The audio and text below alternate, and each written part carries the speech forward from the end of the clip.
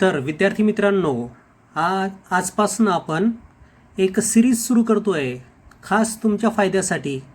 ज्यांना फिजिक्सच्या प्रॉब्लेमची खूप भीती वाटते, ज्यांना फिजिक्सच्या प्रॉब्लेमचा कंटाळा येतो, ज्या विद्यार्थ्यांना वाटतं की फिजिक्समध्ये प्रॉब्लेमच नसावे, अशा सगळ्या विद्यार्थ्यांचा विचार करून अशा सगळ्या विद्यार्थ्यांना फिजिक्सच्या प्रॉब्लेममध्ये टफ करण्यासाठी, त्यांना फिजिक्सच्या प्रॉब्लेममधला त्यांचा कॉन्फिडन्स बिल्टअप करण्यासाठी मी ही सिरीज सुरू करत आहे.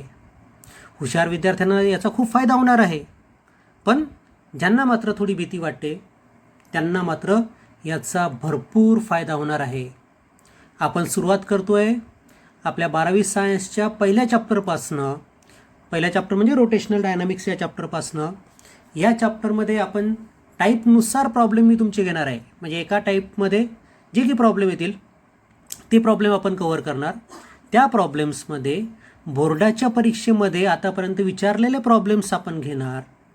त्याचबरोबर आता नवीन जी बोर्डाने क्वेश्चन बँक तयार केली आहे त्या क्वेश्चन बँकमधले पण प्रॉब्लेम त्या टाईपमधले जे असतील ते आपण घेणार. आणि सोबत पुस्तकाच्या मागे जी एक्झरसाइज दिलेली आहे त्या एक्झरसाइजमध्ये पण त्या टॉपिकवर जर एक्झाम्पल्स असतील तर ते एक्झाम्पल्स पण आपण त्या टाईपमध्ये कव्हर करणार आहे. म्हणजे परिपूर्ण प्रॉब्लेम्स त्या एका पर्टिक्युलर टाईपवरचे तुम्हाला मिळतच जातील. त्यामुळे या प्रॉब्लेमचं कलेक्शन करून ठेवणे हे काम तुमचं. त्यामुळे व्हिडिओ अपलोड झाला की त्या व्हिडिओमध्ये जेवढे जे काही प्रॉब्लेम घेतलेले असतील ते सर्व व्यवस्थित समजावून घेणे आणि व्यवस्थित आपल्या नोट्समध्ये लिहून ठेवणे ही जबाबदारी तुमची. आता याची PDF द्या असे पण तुमचं म्हणणं असेल, पण PDF दिले की तुम्ही त्याची फक्त झेरॉक्स करण्याचं काम करता आणि झेरॉक्स तुमच्याजवळ गोळा होत जातात. त्यामुळे मी तुम्हाला याच्या PDF देणार नाही. तुम्हाला ते एक्झाम्पल्स पाहायचे आहेत, समजून घ्यायचे आहेत आणि आपल्याकडे लिहून ठेवायचे आहेत. Okay. The first type on this chapter consist of problems on angular displacement means theta, angular velocity means omega, angular acceleration means alpha and the relation between linear and angular velocity. ठीक आहे. हे सगळे points मी या टाईपमध्ये cover करतोय. त्यातला सगळ्यात पहिला पार्ट या टाईपमधला प्रॉब्लेम्स ऑन अँग्युलर डिस्प्लेसमेंट. आता अँग्युलर डिस्प्लेसमेंट सगळ्यांना माहिती आहे काय असतं. It is the angle subtended by radius vector at the centre of the circular path. So that angle is equal to arc upon radius. हा general formula सगळ्यांना माहिती आहे. So theta is equal to S upon R. S is length of arc and R is radius. ठीक है. Angular displacement has another formula also. In terms of angular velocity, it can be written as theta is equal to omega into t. So angular displacement is equal to angular velocity into time interval. Angular velocity can also be written as 2 pi upon capital T. So 2 pi into small t upon capital T. असा अजून एक angular displacement चा formula आपल्याला मिळतो. Angular displacement can also be written as 2 pi n t. Where omega is 2 pi n. ठीक आहे. हे सगळे अँग्युलर डिस्प्लेसमेंटचे फॉर्म्युले आहेत. अँग्युलर डिस्प्लेसमेंट हा एक अँगल असतो हे पण आपल्याला माहिती आहे. अँगल त्यामुळे याचं युनिट काय असेल रॅडियन. ठीक आहे. आणि याला डायमेन्शन नसतं हे पण सगळ्यांना माहिती आहे.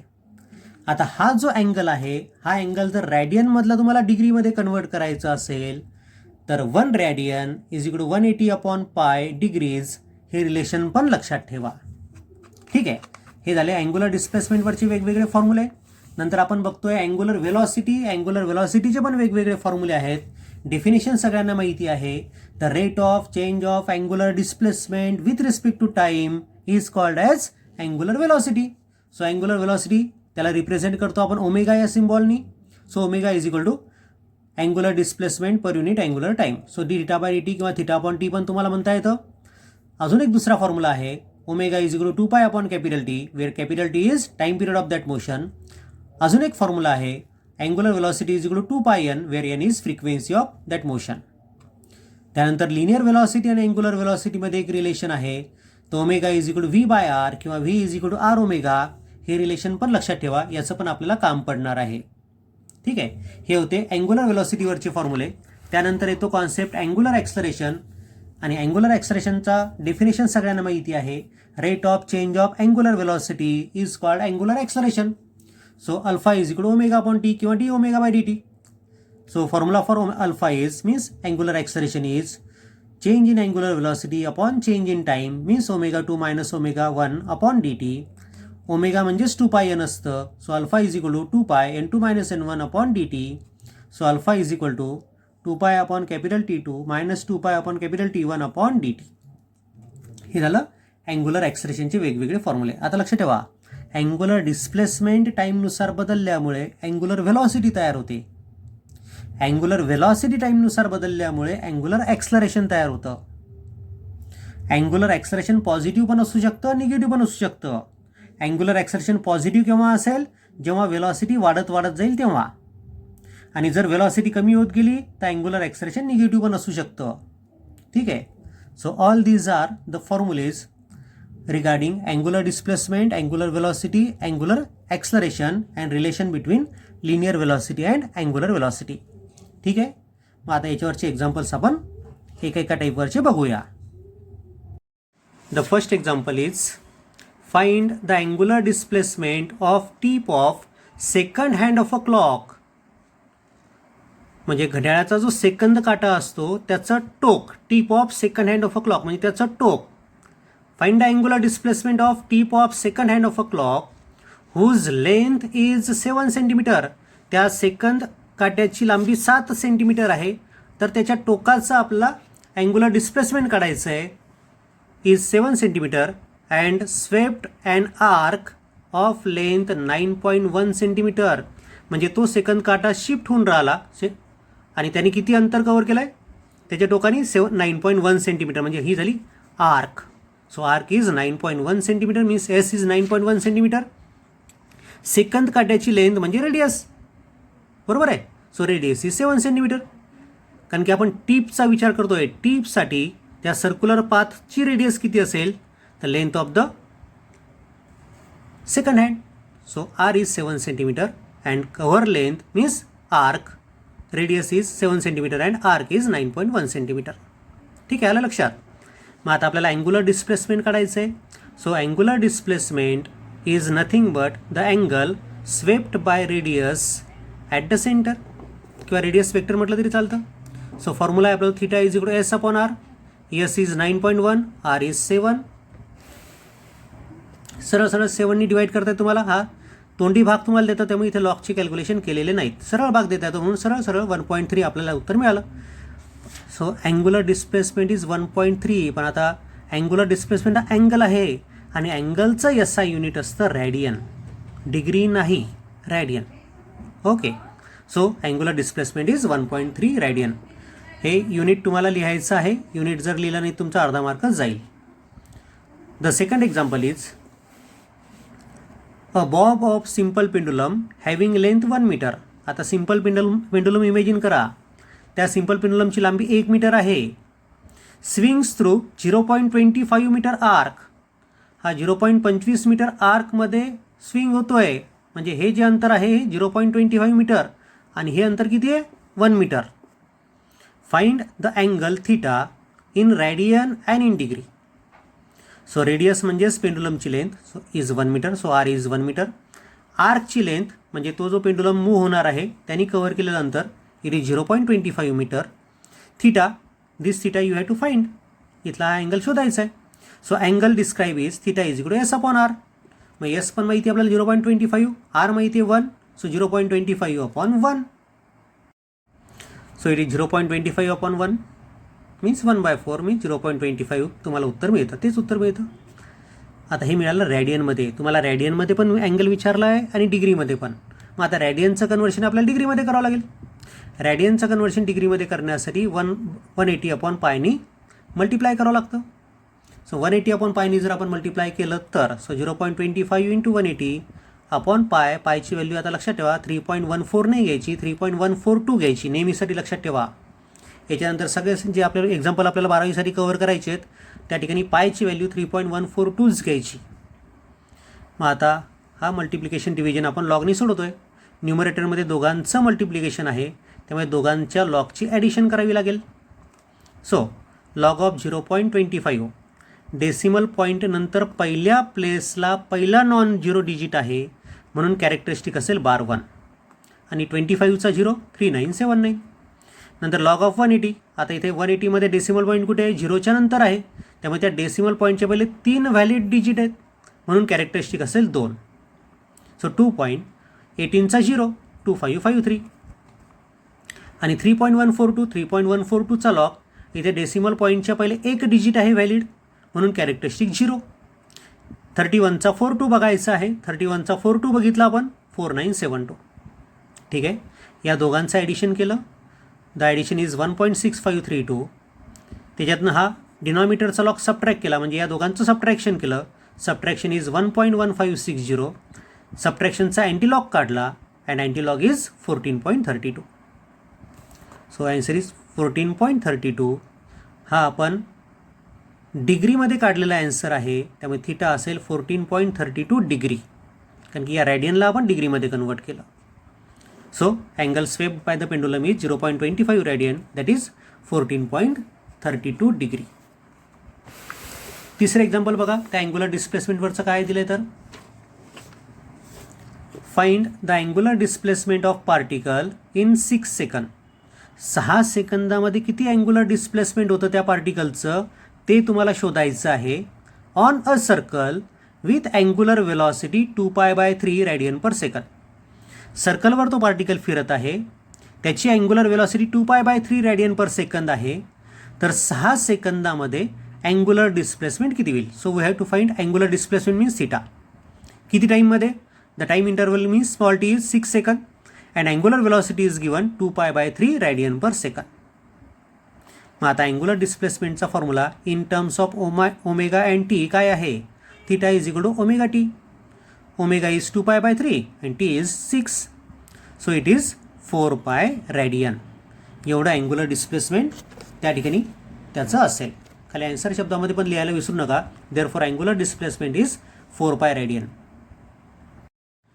The fourth example is, if the body move on a circular path of radius 20 metre. आता त्या सर्क्युलर पाथची रेडियस आपल्याला 20 मीटर दिलेली आहे, with a linear velocity of 4 metre per second. त्या सर्क्युलर पाथवर मूव्ह होताना त्याची linear velocity 4 metre per second आपल्याला दिलेली आहे. Find its angular displacement in 30 second. तर अँग्युलर डिस्प्लेसमेंट किती होईल 30 सेकंदामध्ये. मग आता काय काय दिलेलं आहे बघा, if the body move on a circular path of radius 20 metre, so R is 20 metre, with a linear velocity of 4 metre per second.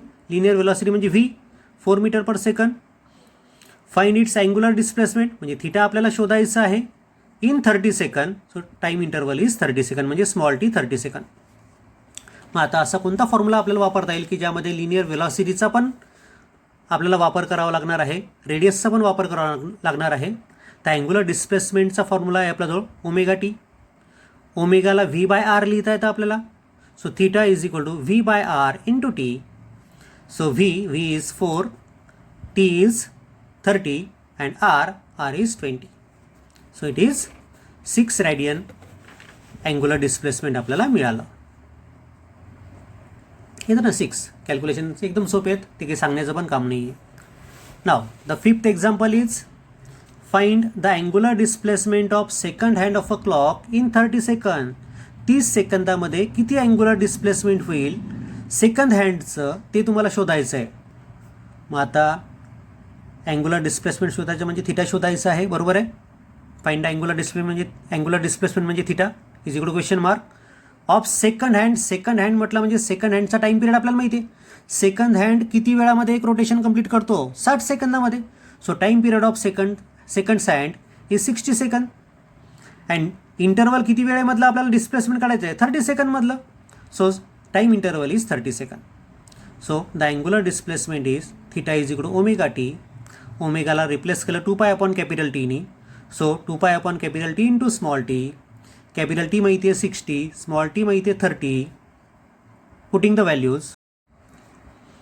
So 2π into 30/60 it becomes पाय रॅडियन. अँगल असल्यामुळे युनिट असेल radian.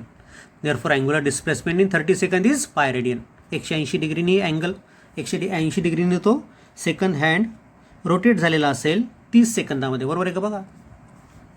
Now the next example is, find the angular displacement of minute hand of a clock in 300 minute, 300 मिनिटामध्ये minute काट्याचा angular displacement किती होईल ते आपल्याला काढायचं आहे. आता बघा, मिनिट काटा एका रोटेशनमध्ये किती मिनटं कवर करतो? 60 मिनटं. मग 5 रोटेशन कंप्लीट जर त्यांनी केले तर 300 मिनटं होतील. म्हणजे 5 रोटेशनमध्ये किती अँगल कवर करेल? एका रोटेशनमध्ये 2 पाय कवर करतो. मग 5 रोटेशनमध्ये तो अँगल कवर करेल 10 पाय. बघू आपल्याला तेच मिळतं का? तर काय म्हटलं बघा, फाइंड अँग्युलर डिस्प्लेसमेंट म्हणजे थिटा काढायचं आहे of minute hand. Minute hand म्हटलं म्हणजे मिनिट हँडचा टाईम पिरियड असतो 60 minute in 300 minute. Time interval of time is 300 minute. मग अँग्युलर डिस्प्लेसमेंट आपण शोधतोय theta is equal to omega t. Omega म्हणजेच 2 pi upon capital T into small t. 2 pi small T आहे 300 minute, capital T आहे 60 minute. Solve केलं याला.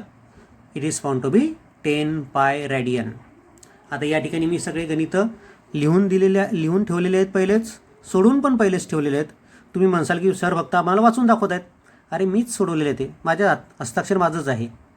पण याच्यामुळे काय होतं आहे, तुमचा वेळ वाचतो आहे. नाहीतर मग इथे लिहित बसा, एक एक स्टेप लिहित बसताना 4-5 एक्झाम्पल होतील आपले 40 मिनटामध्ये.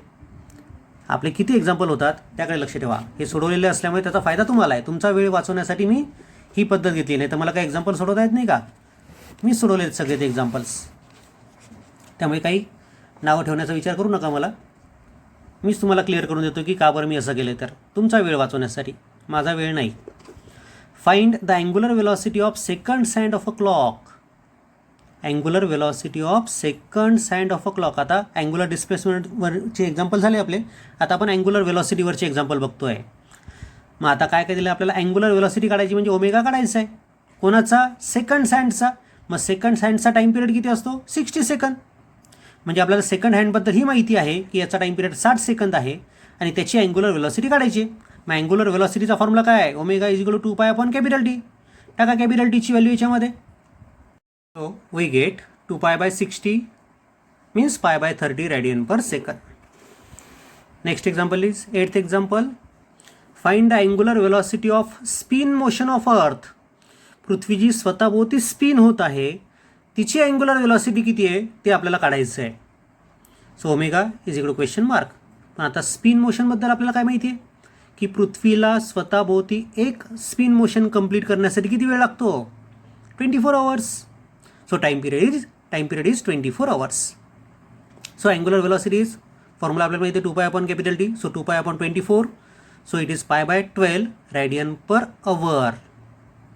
हे अवर्समध्ये आहेत हां. So radian per our. मग त्याला तुम्हाला रॅडियन पर मिनिटमध्ये पाहिजे असेल तर अवर्सचं कन्वर्शन मिनिट्समध्ये करा. 12 इंटू 60 एवढे रॅडियन पर मिनिट. और pi upon 12 into 3600 radian per second. तुम्ही त्याला रॅडियन पर अवरमध्ये पण काढू शकता उत्तर, रॅडियन पर मिनिटमध्ये पण काढता येतं, रॅडियन पर सेकंडमध्ये पण काढता येतं. कोणत्या फॉर्ममध्ये तुम्हाला विचारलं आहे त्यानुसार ते ॲन्सर तयार करसाल. Now, the 9th example is calculate the angular velocity and a linear velocity of a tip of minute hand of length 10 centimeter. घड्याळाचा मिनिट काटा इमेजिन करा. त्याची लेंथ किती आहे? 10 सेंटीमीटर. आणि त्या 10 सेंटीमीटर मिनिट काट्याची अँग्युलर वेलॉसिटी पण तुम्हाला काढायची आहे आणि लिनियर वेलॉसिटी पण काढायची टिपची. Means you have to find angular velocity means omega, linear velocity means V. Radius आता टिपची काढायची म्हणजे टिपचा जर विचार करसाल तर त्या टिपसाठी जी सर्क्युलर पाथ असेल त्या सर्क्युलर पाथची रेडियस किती असेल? तर it is equal to length of that minute hand. So R is 10 centimetre. Time period आता मिनिट हँड आहे. मिनिट हँड असल्यामुळे टाईम पिरियड असेल 60 मिनिट. बरोबर आहे ना? Means 3600 second.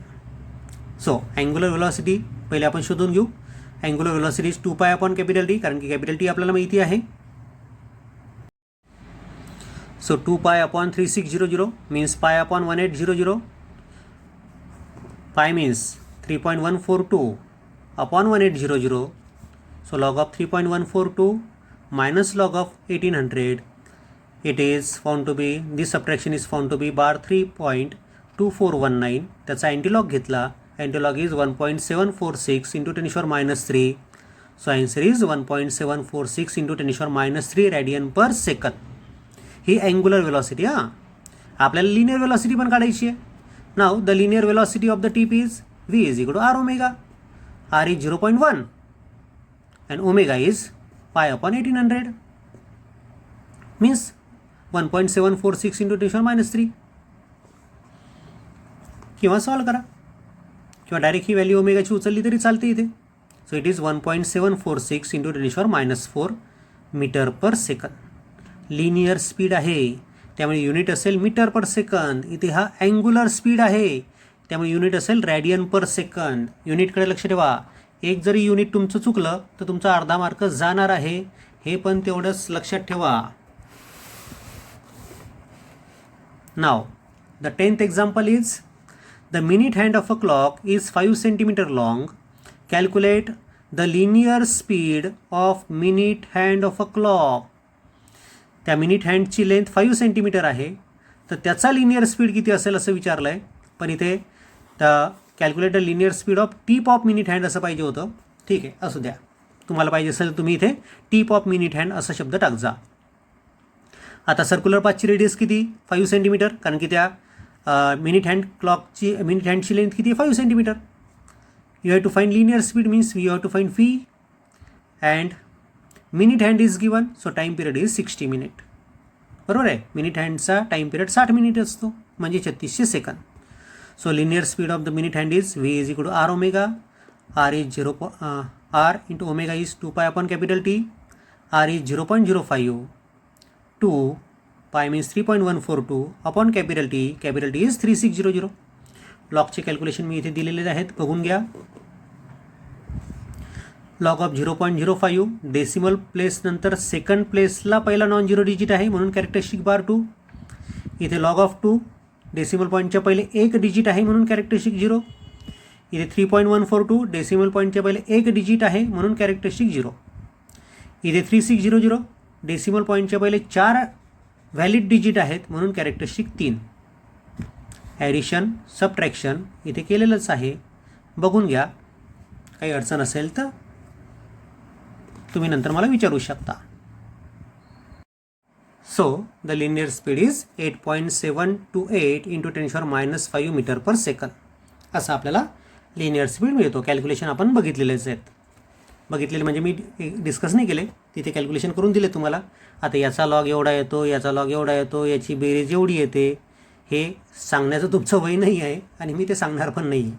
लॉगचे कॅल्क्युलेशन सांगेल फक्त असं असं करावं लागतं. ठीक आहे. What is angular speed of minute hand of a clock? If minute hand is 5 centimeter long, what is the linear speed of its tip? आता हे जे एक्झाम्पल आहे हे एक्झाम्पल बोर्डाच्या परीक्षेमध्ये विचारलं आहे ऑक्टोबर 2004च्या परीक्षेमध्ये. ठीक आहे. मग आता काय म्हटलं त्यांनी? What is angular speed of minute hand of a clock. म्हणजे ओमेगा आपल्याला काढायचा आहे. मिनिट हँड म्हटलं आहे, मिनिट हँड म्हटलं म्हणजे टाईम पिरियड किती त्याचा? 3600 second. If minute hand is 5 centimetre long म्हणजेच सर्क्युलर पाथची रेडियस 5 सेंटीमीटर मी 0.05 metre. What is the linear speed of the tip. म्हणजे व्ही आपल्याला व्ही पण शोधायचं आहे, म्हणजे ओमेगा पण शोधायचं आहे, व्ही पण शोधायचं आहे. पहिले आपण ओमेगा शोधून घेऊ. So omega is 2 pi upon capital T. हे एक्झाम्पल आपण सोडवलेलं आहे, एक्झाम्पल नंबर 9. आणि आपल्याला आन्सर मिळालं होतं 1.746 इंटू 10⁻³ रॅडियन पर सेकंद. आपल्याला लिनियर स्पीड पण काढायचं आहे या एक्झाम्पलमध्ये. तर एक्झाम्पल 10मध्ये ते सोडवलेलं आहे. त्या दोन एक्झाम्पलचं कलेक्शन करून ऑक्टोबर 2004मध्ये विचारलं होतं. So V is equal to R omega. R is 0.05. Omega is 1.746 into 10⁻³ so it becomes 8.728 into 10⁻⁵ metre per second. आणि आन्सर आपण लिहून टाकलं. The 12th example on this type is. आता आपण सुरू करतोय अँग्युलर ॲक्सलरेशनवरचे एक्झाम्पल्स. अँग्युलर डिस्प्लेसमेंटवरचे झाले, सगळे प्रकार बघितले आपण. अँग्युलर व्हेलॉसिटीवर कसे वेगवेगळ्या प्रकारचे एक्झाम्पल्स येतात ते पण आपण कव्हर केलं. आता आपण बघतोय की अँग्युलर ॲक्सलरेशनवर कशा वेगवेगळ्या प्रकारचे एक्झाम्पल्स येऊ शकतात. बघा, पहिलं example. A particle performs circular motion along a circular path with initial angular speed 2 radian per second. म्हणजे इनिशियल अँग्युलर व्हेलॉसिटी तुम्हाला दिलेली आहे 2 radian per second. If the angular speed of particle becomes 4 radian per second after 0.5 second. म्हणजे 0.5 सेकंदानंतर त्याची speed किती झाली 4 radian per second. म्हणजे ही झाली इनिशियल अँग्युलर वेलॉसिटी, ही झाली फायनल अँग्युलर वेलॉसिटी आणि हा चेंज होण्यासाठी लागणारा टाईम किती आहे 0.5 second. Then find the angular acceleration of the particle. तर अँग्युलर ॲक्सलरेशन आपल्याला काढायचं आहे. ओके, मग आता या ठिकाणी आपण ω1 इज गिवन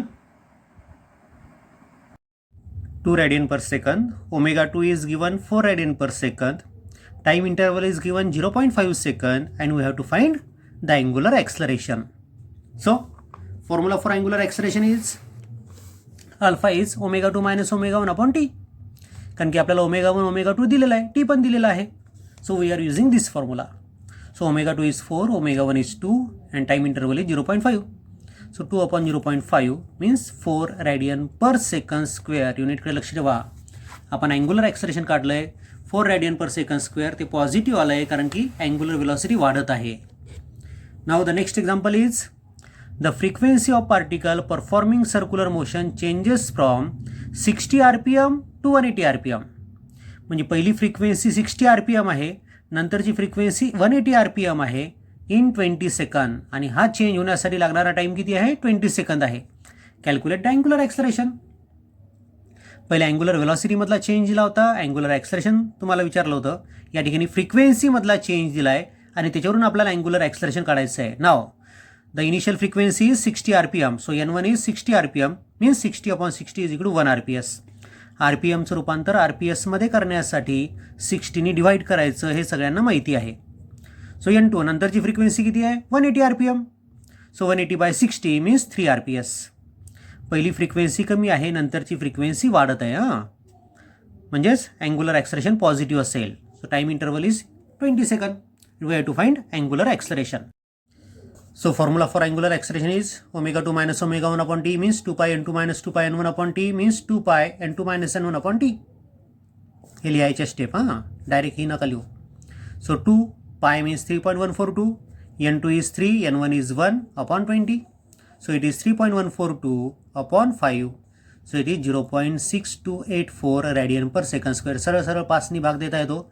मी भाग दिला आहे त्यामुळे लॉगची कॅल्क्युलेशन करण्याची आवश्यकता नाही. Unit is radian per second square. आणि ॲक्सलरेशन आपल्याला पॉझिटिव्ह मिळालं, त्या पॉझिटिव्हकडे पण लक्ष ठेवा. त्यानंतर find the angular acceleration of a particle in circular motion which slows down.